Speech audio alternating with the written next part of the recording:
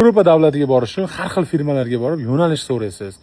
Yo'llanma so'raysiz. Bir narsa qilish kerak, bir narsa qilish kerak. Katta pul sarflayverasiz. Sababi ko'pchilik firmalar bor, hali 100% ham sizga qilmaydi. Lekin men sizlarga zo'r narsa topib qo'ydim o'zimiz Farg'onada. Ajoyib programma o'ylab topilibdi. Ya'ni 99 ming so'mga, 99 ming so'm evaziga hamma hujjatlarni tushuntirib beradimi, shunda nima qiladi? Hamma hujjat, yo'riqnomalar elchixonagacha tayyor qilib beradi. Elchixonagacha tayyor qilib beradi. Ya'ni bitta o'zi ko'rsatib bersa bo'ladi, batafsil.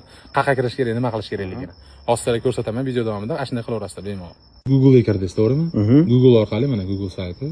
Qani yozingchi? Nima yozish kerak qilish uchun? Buning uchun Yevropa.go.uz saytiga kiramiz. Yevropa.uz.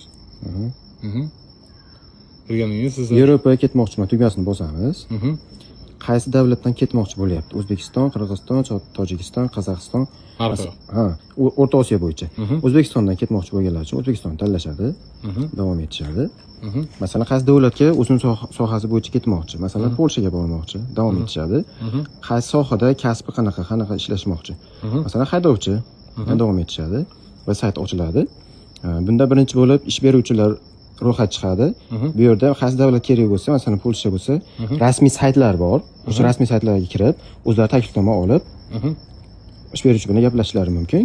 So'ng qanday hujjatlar ketadi? Hammasi batafsil ko'rsatilgan. Hammasini yig'ib posolstvoga boraveradi. Ha, hammasini yig'ib posolstvoga borishaveradi. Ishonmaganlar uchun bular hammasi rasmiy saytlar bilan belgilab berilgan. Bundan tashqari nima xizmatlar bor aka bu sayt orqali? Bundan tashqari sayt yasab beramiz, ochib beramiz, domen sotib beramiz. Xo'p, keyin Telegram botlar ochib beramiz. Ochib berasiz. Hozir aka misol uchun ekranga nomer qo'yib ketsam, shu nomerga bog'lansa, siz bilan ham mashina narsa haqida ma'lumot olsa bo'laveradi. Tushunmaganlar bo'lsa nomerga Telegram silkani tashlab qo'yamiz. Tashlab qo'ysiz bo'laveradi. Savol-javob bo'lsa. Keyin yana nima 3 xil tilda qo'llagan o'zlariga ma'qul kelgan tilga olishadi. Ruscha, inglizcha, o'zbekcha. Ishlatishaveradi. Ishlatishaveradi. Like bosib tarqatib Yevropaga bormoqchi bo'lib yurgan o'rtamizga video tashlab qo'yamiz.